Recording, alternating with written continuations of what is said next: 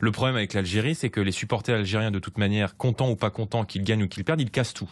Voilà, je mets pas tout le monde dans le même sac, mais on voit à chaque fois, et ça c'est aussi la conséquence de ce qu'on appelle le remplacement de population et de cette politique d'immigration massive qui est conduite depuis 30 ans, c'est qu'on est en France et il faut regarder l'évolution de l'Algérie dans la Coupe d'Arabe des Nations pour savoir quel soir on peut sortir tranquillement, quel soir on peut envoyer ses enfants tranquillement dans le métro, quel soir on doit rentrer sa voiture ou la laisser au garage. Enfin, je veux dire, on vit au rythme de l'Algérie. Donc il faut faire preuve de fermeté, il faut arrêter l'immigration, parce qu'avant d'éponger les conséquences, il faut fermer le robinet. Donc il faut mettre fin au regroupement familial, il faut arrêter avec l'acquisition automatique de la nationalité qu'on appelle Manuel le Valls droit est du d'accord sol. avec vous désormais sur le regroupement. Enfin, Manuel Valls, c'est intéressant. Manuel Valls, il a bouffé à tous les râteliers, si oui, vous me permettez. Bon, il était avec M. Hollande, il a appelé à voter pour Mme Pécresse. Non, mais ce qui est intéressant, c'est que soutenu M. des Macron, gens de gauche disent ça aujourd'hui, c'est ça que je souligne. Oui, mais les gens de gauche sont hypocrites parce que ça fait des années qu'ils sont au pouvoir, ça fait des années qu'ils conduisent cette politique d'immigration qui a créé des tensions un peu partout. Et c'est vrai que les policiers aujourd'hui sont en première ligne sur le terrain.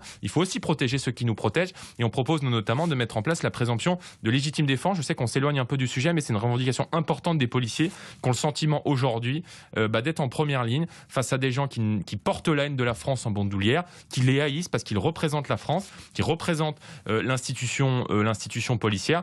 Et donc, il faut changer d'état d'esprit.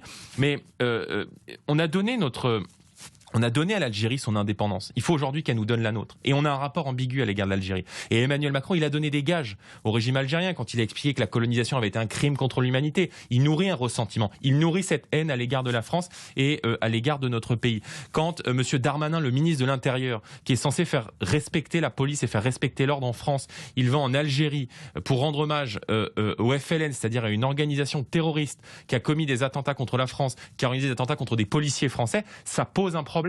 Et donc, il faut faire respecter la France, à l'intérieur comme à l'extérieur, et il faut que l'Algérie reprenne ses indésirables. Et je peux vous assurer qu'avec Marine Le Pen au pouvoir, les supporters algériens, les délinquants algériens iront célébrer la victoire de l'Algérie, non pas sur les Champs-Élysées, non pas en France, mais à Alger et en Algérie.